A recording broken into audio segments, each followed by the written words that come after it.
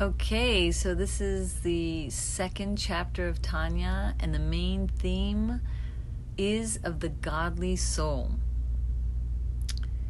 Every Jew possesses a second soul, and that is an actual part of God. You see, everything else in creation got created from the breath of God, which is external to the essence of God, whereas our godly soul is created from the most internal thoughts of God. And another main theme in this chapter is the understanding of why each soul is so different as it comes down to this earth. Kind of like the body, we have every part of our body does come from the seed of the father and the mother. But one part of the body, like the brain and the heart, is way more important to the functioning of the body in comparison to the nail. But each and every part of the body comes from the seed.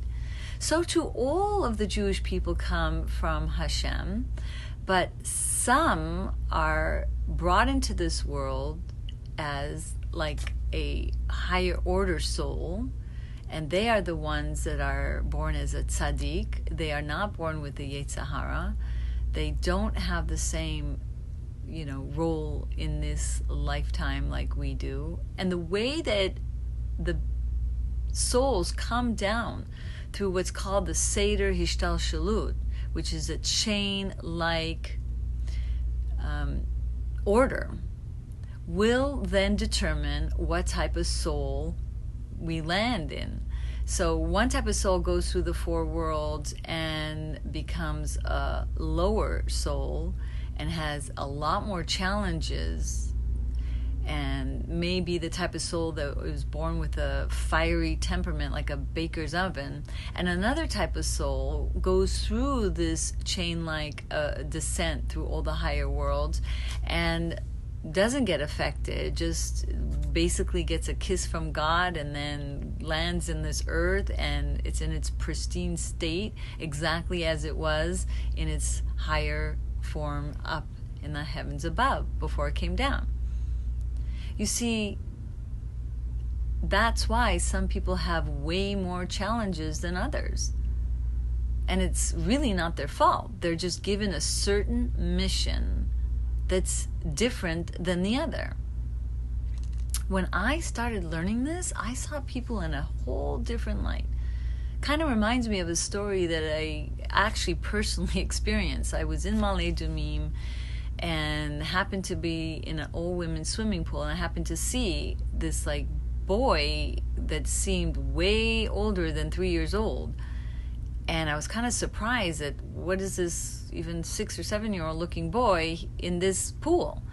And this boy was really just not acting appropriately, taking my stuff and laughing in my face. And I remember just getting so irritated. Later I found out this boy was autistic. And I was just remembering how judgmental I was of this boy, not realizing that it was autistic. And how I let this boy's behavior really irritated me. So I remember learning this chapter, and I was thinking yes, some souls have a challenge, and I have no right to judge them in any way because I just don't know the dynamics of their soul states.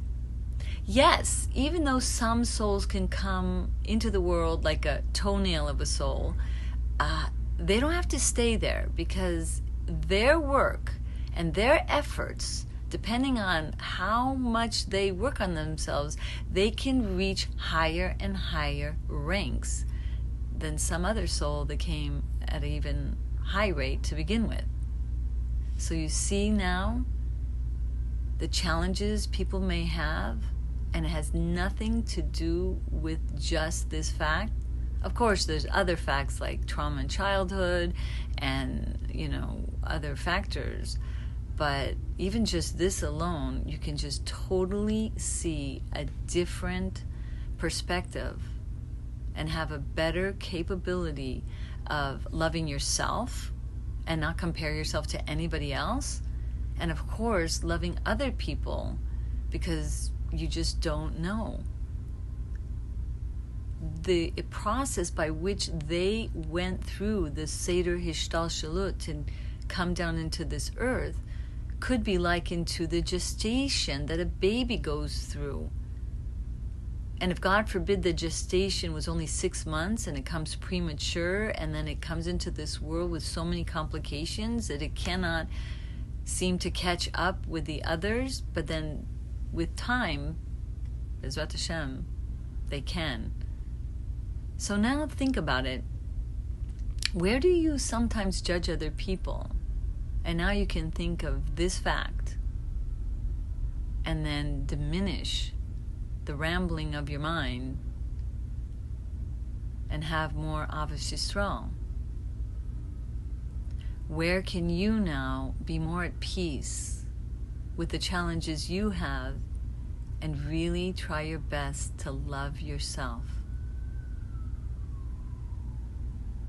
And of course, once you really practice that on yourself, you'll have a way better time loving others. So just take a moment